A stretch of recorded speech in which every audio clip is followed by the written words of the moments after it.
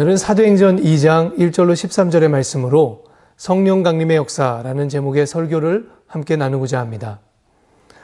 지난 주일은 우리 교회의 창립 65주년을 기념하는 주일이기도 했지만 또 동시에 감리교회 부흥운동의 시작이었던 존 웨슬리 목사님의 회심을 기념하는 282주년이기도 했습니다. 웨슬리 목사님이 회심한 때는 날짜로는 5월 24일인데요. 절기상으로는 성령 강림절 직후에 일어난 일이었습니다. 오늘이 바로 성령 강림절이에요. 그래서 성령 강림절을 맞아서 웨슬리 목사님의 회심에 대해서 간략하게 우리가 되짚어보고 웨슬리 목사님의 회심과 또 제자들의 성령 강림 사건 사이에 있는 또 동일한 의미를 오늘날 우리에게 좀 적용해보는 그런 시간을 함께 갖고자 합니다. 존 웨슬리는 영국 국교회, 지금 우리식으로 하면 성공회죠. 영국 국교회의 성직자였습니다. 성직자가 된 웨슬리가 처음으로 갔던 목회지는 미국 조지아주였어요. 미국 조지아주의 인디안 선교를 위해서 웨슬리 목사님은 떠났습니다.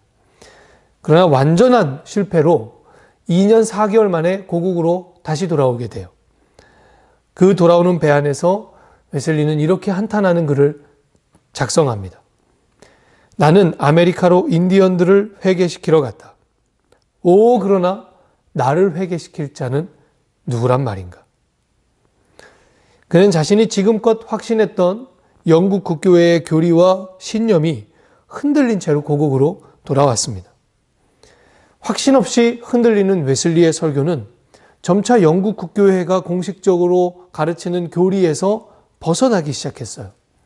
때문에 고국으로 돌아온 후 여러 교회들에서 초대되어서 설교했지만 설교가 끝난 후에 돌아오는 것은 더 이상 우리 교회에서 설교하지 마시오 하는 냉담한 반응이었습니다. 웨슬리는 점점 설 곳을 잃어가고 있었고 그 스스로도 도대체 어떻게 자신이 느끼고 있는 이 영적인 공궁함에서 벗어날 수 있는지 그 방법을 찾을 수 없어서 힘들어하고 있었습니다. 다만 그는 모라비안 교회의 목사였던 피터 벨로로부터 배운 구원을 위해 하나님께서 값없이 주시는 믿음에 대해서 깊이 고민하고 성찰하고 기도하고 있었습니다. 성령 강림절이 지난 5월 24일 그날은 수요일이었어요. 올더스게이트 거리의 한 모임에 웨슬리는 초대됩니다. 모라비안 교회의 저녁 모임이었는데 그날 일기에 웨슬리는 이렇게 썼어요. 저녁에 나는 별로 내키지 않는 걸음으로 올더스게이트 거리에 있는 한 집회에 참석했다. 웨슬리가 도착했을 때 한 사람이 루터의 로마서 주석 서문을 읽고 있었습니다. 조용히 앉아서 그것을 듣는 중에 웨슬리의 마음이 뜨거워지기 시작해요. 그날의 일기를 제가 읽어드리겠습니다. 나는 내 마음이 이상하게 뜨거워짐을 느꼈다. 나는 내가 그리스도를 신뢰하고 있다고 느꼈으며 구원을 위해 다만 그리스도만을 믿고 있음과 주께서 내 죄를 모두 거두어 가시고 나를 죄와 사망의 법에서 건져주셨음을 믿는 확신을 얻었다. 이 회심의 사건이 감리교회의 시작이었습니다. 회심 이후 웨슬리는 분명한 확신 속에서 구원받는 믿음과 구원받은 성도의 삶에 대해서 설교하기 시작했어요. 그런데 당연하게도 이 설교들은 영국 국교의 교리와 맞지 않기 시작했죠. 그래서 영국 국교회는 최종적으로 웨슬리를 어떤 설교단에도 설 수 없게 만듭니다. 사실상 설교권을 박탈해버린 거예요. 설교권을 박탈당한 웨슬리는 당시 빈민들을 중심으로 일어나기 시작한 야외 집회에 설교해달라는 청을 받게 됩니다. 그런데 야외 집회에서 설교하는 것은 영국 국교회의 명령을 어기는 일이었어요. 그리고 국교회로부터 추방당할 수도 있는 그런 위험한 일이었습니다. 그래서 웨슬리는 그런 일까지 하고 싶지는 않았어요. 그런데 그들이 너무 간청을 하는 거예요. 그리고 웨슬리 허락도 받지 않고 웨슬리 이름이 들어간 포스터를 만들어서 붙이고 막 이렇게 합니다. 그래서 어쩔 수 없이 거기에 가서 이제 야외 집회에서 설교를 하게 돼요. 그런데 웨슬리의 설교에 강력한 성령의 역사들이 일어나기 시작합니다. 많은 사람이 그 설교 중에 죄를 회개하고요. 그 삶이 변화되기 시작하고요. 성령의 역사가 얼마나 뜨겁게 일어났는지 그 예배 중에서 막 그 성령의 강력한 역사 때문에 쓰러지는 사람들이 생겼고요. 심지어 입신에 들어가는 사람들도 그 예배 가운데 생겼어요. 그러니까 이 모든 일이 웨슬리의 회심으로부터 시작되어서 그 길거리 집회들로 이어졌는데 그것이 결국에는 감리교 부흥운동으로 이어지게 됩니다. 성령께서 웨슬리에게 찾아오셨을 때 웨슬리는 완전히 새로운 사람이 되기 시작한 것이에요. 우리가 오늘 본문 말씀으로 들어가 보면 제자들은 예수님의 마지막 명령을 따라서 예루살렘의 한 다락방에 모여 있습니다. 이 다락방 안에서 제자들은 오순절을 맞죠. 그리고 그 오순절 날에 제자들이 모여 있는 그 다락방 안에 또 제자들의 각 심령에 주의 성령이 강력하게 충만하게 임하십니다. 여러분, 그런데 왜 오순절 날에 성령이 임하였을까요? 그냥 성령이 임했는데 우연히 그날이 오순절이었을까요? 아닙니다. 여기에는 분명한 의미와 계획이 있습니다. 하나님의 놀라운 구원의 계획이 이 안에 있어요. 우리가 부활절 설교를 함께 나눌 때 고린도서 15장을 함께 나누면서 예수 그리스도의 부활을 초실절과 연결해서 우리가 생각해 봤습니다. 오순절은 이 초실절과 연결되어 있는 절기예요. 초실절은 이스라엘이 보리 수확을 시작하는 첫날이라고 했습니다. 보리 수확을 시작하면서 그 첫 번째 수확한 보리단을 하나님 앞에 들고 와서 그것을 흔들어서 요제로 드리는 날이 바로 초실절이에요. 사도 바울은 이 초실절의 첫 단, 이것을 예수 그리스도의 부활에 빗대어서 첫 열매라고 표현했습니다. 여러분, 실제로 예수님이 부활하신 날이 바로 이 초실절 날이었어요. 초실절에 시작한 보리 수확은 50일이 지난 오순절이 되면 이제 대단히의 막을 내립니다. 오순절은 모든 추수를 마치면서 풍성하게 하나님 앞에 감사하는 날, 즉 초실절이 완성되는 날이에요. 바로 이 오순절에 제자들은 성령을 받게 됩니다. 오순절 성령 강림의 사건은 그래서 예수 그리스도의 부활로 시작된 하나님의 역사가 어떻게 완성될 것인지를 예표해 주는 사건인 거예요. 예표한다는 말이 조금 어려운데 그리스도의 부활이 성도의 부활로 완성될 것을 미리 체험하는 사건, 그것이 바로 성령 강림의 사건이라는 뜻입니다. 그런데 계시록 20장 6절을 보면 이 부활에 참여한 사람들에 대하여 이렇게 말씀해요. 제가 읽어드립니다. 이 첫째 부활에 참여하는 자들은 복이 있고 거룩하도다. 둘째 사망이 그들을 다스리는 권세가 없고 도리어 그들이 하나님과 그리스도의 제사장이 되어 1000년 동안 그리스도와 더불어 왕노릇하리라. 아멘. 그럼 성령 강림의 사건은 앞으로 부활이 성도들에게 완성될 때 성도들이 그리스도와 함께 왕노릇하게 될 세상에 대한 예표적 사건, 예표적 체험인 것이에요. 그래서 성령 강림의 사건을 경험한 제자들이 어떻게 변화되는지를 주목해 볼 필요가 있습니다. 이들이 예루살렘의 한 다락방에 모여 있었던 이유가 뭔가요? 물론 예수님께서 예루살렘을 떠나지 말고 성령이 오실 때를 기다려라 이렇게 명령하셨기 때문에 제자들은 예루살렘에 모여 있었습니다. 그런데 이들이 다락방에 숨어 있었던 거거든요. 왜 숨어 있었습니까? 두려웠기 때문이에요. 예수를 잡아 처형한 자들이 얼마든지 자기들도 잡아서 처형할 수 있다는 것을 제자들은 알았죠. 그래서 두려워서 한 다락방, 우리가 마가의 다락방으로 알고 있죠. 이 마가의 다락방에 함께 모여서 숨어 있었던 것입니다. 그런데 숨어 있던 제자들이 성령 강림을 경험하는 그 순간에 완전히 뒤바뀌죠. 그래서 성령 강림을 경험하고 나서 이들이 다락방 밖으로 뛰쳐나갑니다. 세상 밖으로 나갑니다. 그리고 나서 세상에 나가서 예수 그리스도의 부활을 아주 담대하게 선포하기 시작해요. 이 획기적인 행동의 변화는 과연 무엇을 의미할까요? 보통 우리는 이렇게 생각해요. 성령을 받고 나니까 이성이 마비되고 막 감정이 뜨거워져서 그래서 그 뜨거운 감정으로 어찌할 줄을 모르고 나가서 이들이 부활을 선포했다고 생각합니다. 정말로 성령 강림의 은혜는 감정적인 체험일까요? 이성이 마비되는 그 어떤 뜨거운 감정의 격동, 그것이 성령 강림의 체험일까요? 그런 뜨거운 체험이 일어나야 성령이 임한 것입니까? 여러분, 이 말씀에서 진정으로 중요한 것은 이날 제자들이요, 자기들의 진정한 정체성을 회복하고 그것을 자각했다는 것입니다. 이날 제자들은요, 주체할 수 없는 감정의 격동 때문에 세상 밖으로 뛰쳐나간 게 아니에요. 오히려 그 반대입니다. 이날 제자들은 성령 안에서 정확하게 자신들의 영적 신분을 깨달은 것이에요. 훗날 베드로는 이날 깨달은 그리스도인의 영적 신분을 어떻게 표현하고 있는가 하면 베드로전서 2장 9절에서 이렇게 표현합니다. 그러나 너희는 택하신 족속이요 왕같은 제사장들이요 거룩한 나라요 그의 소유가 된 백성이니 이는 너희를 어두운 데서 불러내어 그의 기이한 빛에 들어가게 하신 이의 아름다운 덕을 선포하게 하려 하심이라. 아멘.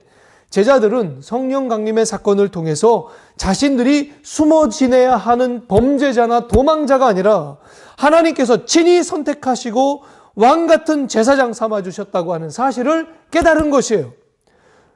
자신들이 도망자도 아니고 범죄자도 아니고 주와 함께 왕노릇할 주의 나라의 상속자들임을 이들이 성령 안에서 깨닫게 된 것입니다. 그것을 깨달은 순간 더 이상 이들은 숨어 있지 않았습니다. 사실은 숨어 있을 이유가 없었고 숨어 있을 필요가 없었어요. 자신들은 숨어 있어야 하는 사람들이 아니라 세상 밖으로 담대히 나가서 예수 그리스도의 부활과 하나님 나라의 복음을 선포해야 할 증인이라고 하는 사실을 이들이 성령 안에서 자각하였기 때문이에요. 여러분, 성령 강림의 사건은 단지 우리를 감정적으로 격동시키는 사건이 아닙니다. 그래서 성령 받고 나면 며칠 내지는 몇 달, 몇 주 이 정도 감정에 사로잡혀서 살다가 이내 몇 주가 지나고 나면 몇 달이 지나고 나면 감정이 점점 사그라들고 그런 사건이 아니라는 거예요. 성령 받은 자 안에서 일어나야 하는 진정한 역사는 무엇인지 아십니까? 영적 신분을 깨닫는 거예요. 내가 누군지를 알게 되는 거예요. 여러분, 성령은 우리의 영적 신분을 회복하십니다. 그러므로 성령 안에서 여러분 영적 신분을 회복하시기를 축원합니다. 오직 성령님만이 우리의 진정한 모습을 회복시키시는 분입니다. 성령께서 제게 처음으로 오시기 시작했을 때 사실 저는 온갖 열등감 속에서 살았어요. 나는 가난한 노동자의 아들이야. 나는 공고 나온 무능한 자야. 나는 지방대학에도 간신히 들어간 턱걸이 인생이야. 이런 열등감의 소리가 제 안에 가득했어요. 그리고 그 결론에서 항상 마귀는 제게 이렇게 속삭였습니다. 그래, 그러니 너 같은 보잘것없는 인간을 하나님이 어떻게 쓰실 수 있겠어? 신학교 1학년을 마치던 그해 겨울에 제 안에는 이런 패배감이 가득했습니다. 이제 시작인데 마치 마음은 이제 다 끝나버린 것 같은 그런 마음이었어요. 하나님이 저를 부르셨다고 하는 그 소명의 확신은 다 사라졌고요. 아마 하나님도 나 같은 사람은 모르실 거야. 그래, 하나님이 나를 아실 리 없지 하는 그 마음이 제 안에 꽉 차 있었습니다. 그런 마음으로 저는 교회 선배 손에 이끌려서 한 수련회에 웨슬리가 올더스게이 거리에 갔던 그런 심정, 별로 가고 싶지 않은 마음으로 그 수련회에 가게 되었습니다. 기도원에 일찍 도착한 우리는 등록을 마치고 이제 막 수련회가 시작될 예배당을 걸어서 올라갔어요. 예배당 문을 들어서면서도 제 마음엔 하나님이 나를 아시긴 할까 하는 그 번민으로 가득 차 있었습니다. 그런 마음으로 예배당 문을 들어서는 순간 너무나도 명확하고 분명하고 뚜렷한 하나님의 음성이 제 마음을 꽉 채우기 시작했어요. 하나님이 이렇게 저에게 말씀하셨습니다. 승기야, 잘 왔다. 너를 여기까지 부른 것은 나야. 하나님이요, 제 이름을 불러주셨어요. 하나님이 나 같은 사람을 알까? 이렇게 보잘것없는 인간을 하나님이 과연 아시긴 할까? 그런 범민으로 그 예배당 문을 들어가는데 하나님이 승기야 하고 부르신 거예요. 여러분, 성령님은 우리를 아십니다. 믿으십니까? 나 자신도 알지 못하는 마음속 깊은 곳에 숨겨둔 어둠까지도 성령님은 아십니다. 심리학에서는 모든 사람 마음속에 그 숨겨진 어둠이 있다고 말하죠. 그것은 깊은 상처일 수도 있고요. 오랜도록 쌓여져 있는 경험이기도 하고요. 열등감일 때도 있고 패배의식일 수도 있습니다. 또는 깊은 두려움일 수도 있어요. 우리의 무의식에 숨겨진 그 어둠이 인생의 중요한 순간에 툭 튀어올라와서 우리 인생을 원하지 않는 곳으로 데려간대요. 중요한 선택을 앞두고 잘못된 것을 선택하게 만들기도 하고요. 너무나도 소중하고 중요한 관계를 틀어지고 오해가 생기게 하고 돌이킬 수 없는 상처로 몰아가기도 합니다.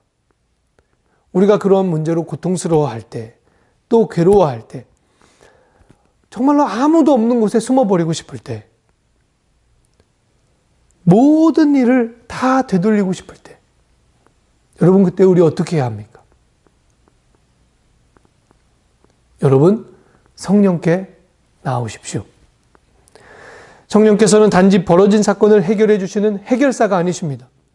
성령님은 정말로 변화되어야 할 것, 진정으로 회복되어야 할 것을 변화시켜 주시는 가장 깊은 어둠을 치유하는 치유자이십니다. 성령님은 회복하십니다.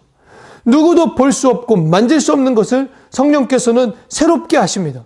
성령님은 창조주셔요. 본래 하나님이 계획하셨던 가장 빛나는 모습으로 우리를 회복시키십니다. 다시 빚으십니다. 그분이 바로 성령님이셔요.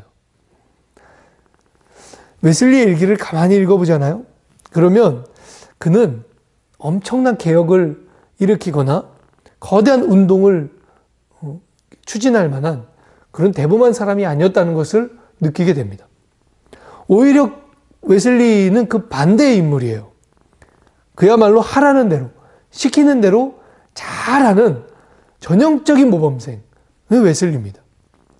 그런데 그의 인생이 성령의 손에 올려지자 그 자신조차도 감당할 수 없는 역사들이 일어나기 시작하는 거예요. 성령께서 그 인생을 통해서 놀라운 역사들을 추진하기 시작하는 거예요. 거대한 부흥의 운동을 일으키시는 거예요.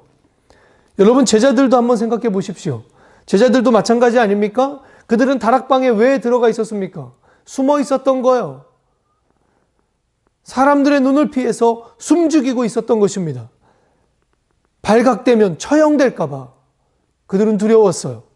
그런데 성령께서 그들 가운데 오셔서 그들 안에 참된 정체성을 깨우쳐 주시고 그들이 왕 같은 제사장이고 하나님의 선택된 사람들임을 깨우쳐 주셨을 때에 그들은 담대히 세상 밖으로 나가 하나님의 복음의 증인으로 살게 됩니다.